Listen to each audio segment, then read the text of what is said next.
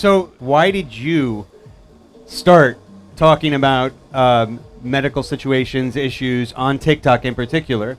And what did you have to change about how you communicate about topics to make it relevant and to grow and even build an audience?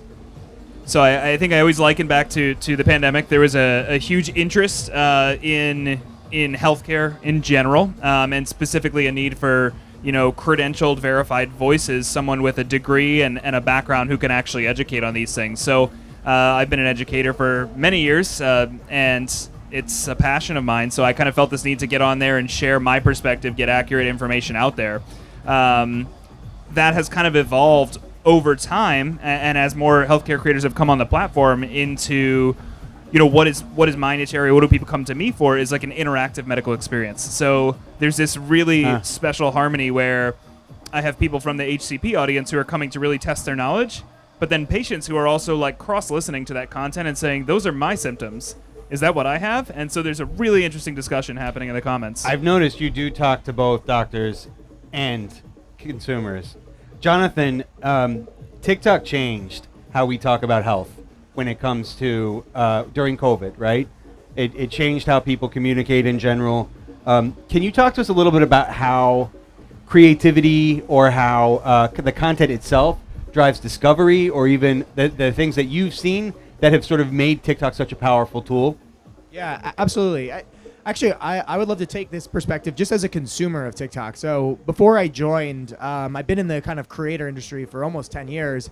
But I really, I'm not ashamed to admit it. I enjoy using the platform a lot. I find it, just as a person living in New York, it's so interesting, the varied types of content creators. And to give an example of this, there was this group in New York, and they're called like the Endorphins Run Club. And it just started with a guy who started running on the West Side Highway. And he, basically he's just like, I'm tired of like doing the dating apps and going out till like 2 a.m. in New York. I want to build a healthier community. If you feel that same way too, come join me. I'm running, I think it was like every Sunday or Saturday at 9 a.m. And he had no audience, no social presence, not like he wasn't big on any other platform. He just started creating videos, and I think his early videos got maybe 100 views, but people just started showing up. And then those people created content. Again, these weren't content creators. These are just people saying, hey, we're opting into this type of lifestyle and community. Come find us. They're not trying to do it for clout. They're not trying to do it for a brand deal. They're just trying to do it to find other people. And I think what I love about that is this idea of authenticity on TikTok, which is there are so many people who don't have an ulterior agenda for why they create content other than to find community. And I think like on any other platform, on TikTok, because the platform is so good at connecting people with like-minded interests, that it opens the door to so many folks who otherwise couldn't have connected with these people in a real world sense, right? And so I think that has really changed, and I think that the platform will continue to kind of fostering those types of relationships and communities. And if you extrapolate that across so many different types of interest groups, you'd see that it's actually connecting people in a very healthy and supportive way.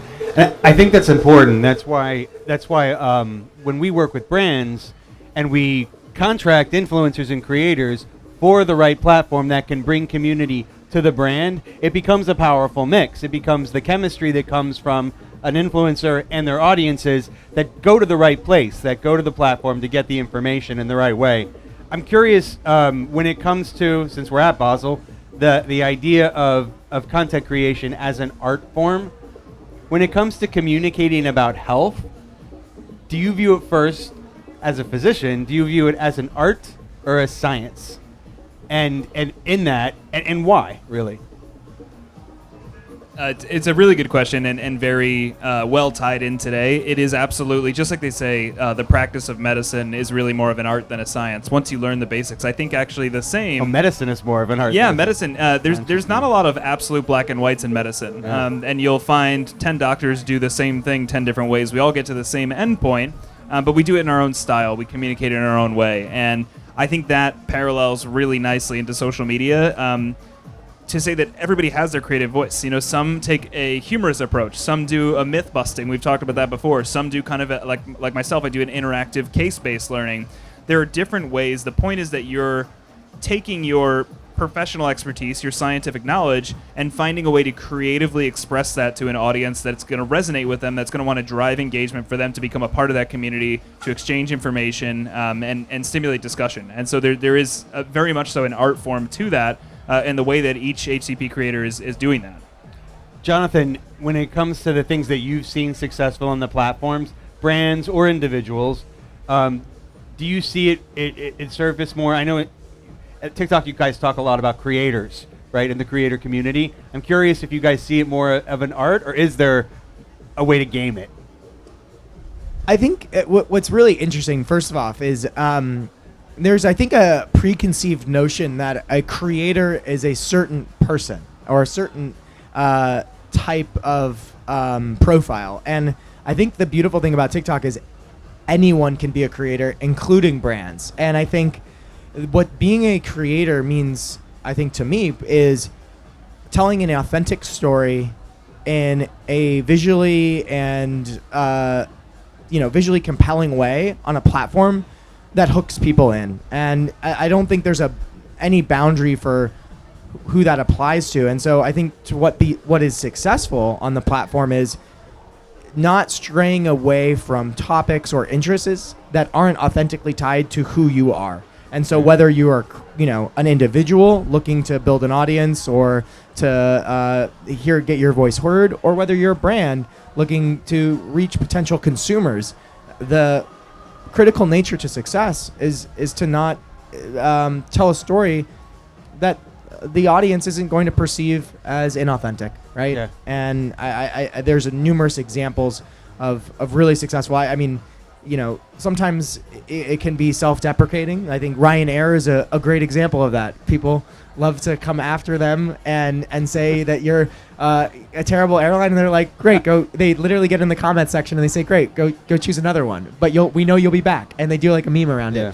And I know that's not health and wellness, but I think the challenge is that for health and wellness brands is that I think especially on the pharmaceutical side, or I think maybe giving for them the challenge is to actually let go a little bit of that control or that very defined, tightly woven narrative that they're used to doing on other mediums to reach consumers, and try to actually be a bit different on the platform. And I think that will be successful. And that'll be the ultimate test over time when we get more and more pharmaceutical companies who are trying to communicate general consumer health and wellness to get to specific audiences. When we have more and more physician creators, HCP creators in general, trying to communicate the value of health and wellness in a way that appeals to people, right? Appeals to different audiences. Hopefully over time that they'll get to a good place. I'm curious, what are some of the things, Jonathan, that TikTok does to help brands and individuals really make the best content possible? Yeah, so I oversee a group called Creative Solutions, and we have a platform for brands to reach content creators via several different avenues. One might be through our creator marketplace. Another might be through some of our platforms like the TikTok Creative Challenge, where we actually match you directly with a content creator and you can give them a brief. And then we have a variety of ways to get services and help you get content up. But one of the things we really focus on is how do we help brands find the creators that can uniquely tell their story. And we have this use case that we did with the group was called Working with Cancer, and they were struggling to find stories of creators who have been affected by cancer, because everyone in their lives have been affected by cancer, and but sometimes you don't talk about it, especially if you're a different type of creator. And so we have these ways to actually put out briefs to the entire community of creators via some of our tools and platforms. And what they did was, hey, if you're interested in participating in this campaign, please tell us a personal story about how cancer has affected you. And it was amazing because they were able to find all of these different creators across a wide swath of types of content that all come with this very interesting, authentic story about talking about cancer and how it's impacted their lives. And I think that was a great example of how we as a platform are able to help brands tell a very interesting and authentic story using the voices of creators and the things that have impacted them in their daily lives. It goes back to the notion of portraying the human experience, connecting with people in very real, authentic, and human ways. Adam, an extension of that question, what do you think? What would you say if you were advising, whether it's a young physician or another creator who wants to start making content? What would you advise them are some of the secrets or the tricks of the trade, so to speak, that you turn to make great, highly engaging content? I think it's almost an echo.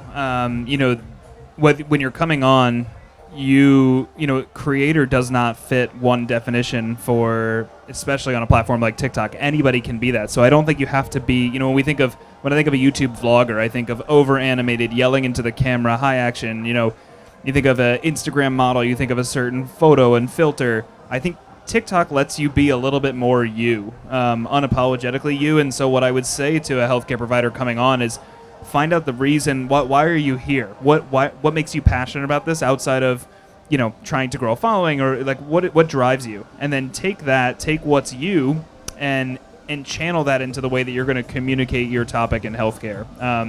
There's tons of physicians that are on social media. There's tons in different specialties, but what's going to differentiate you is your true passion for being there. So, not every dermatologist is going to talk about sun care. They don't all care about sunscreen. Some might care, more on the aesthetic side with injectables and things. So find your passion and break that down and really own that space.